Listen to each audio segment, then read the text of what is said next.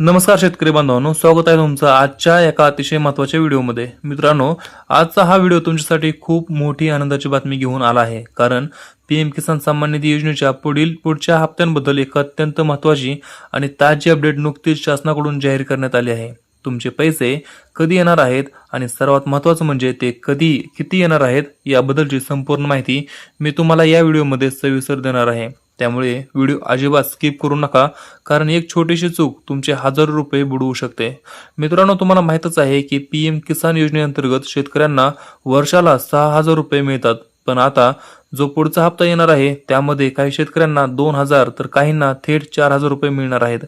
हे 4,000 रुपये नेमके कोणाला मिळणार, तर ज्या शेतकऱ्यांचे मागचे हप्त्यांचे पैसे आधार बँक खात्याला लिंक नसल्यामुळे अडकले होते त्यांनी जर आता त्यांची ई-केवायसी आणि डीबीटी पूर्ण केली असेल तर त्यांना मागचे 2,000 रुपये आणि आताचे 2,000 असे एकूण 4,000 रुपये एकत्र मिळणार आहेत।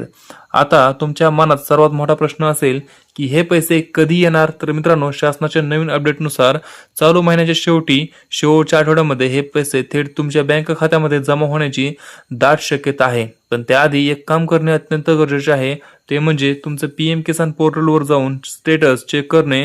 तिथं तुमचं लँड सीडिंग आणि ई-केवायसी येस असणे आवश्यक आहे। जर तिथे नो असेल तर तुमचे पैसे पुन्हा अडकू शकतात। त्यामुळे लवकरात लवकर जवळच्या सीएससी केंद्रावर जाऊन हे काम पूर्ण करून घ्या आणि तुमचे हक्काचे पैसे मिळवा। मित्रांनो, आजच्या व्हिडिओमध्ये फक्त एवढंच। आपण भेटूया पुढच्या व्हिडिओमध्ये। तोपर्यंत जय हिंद, जय महाराष्ट्र।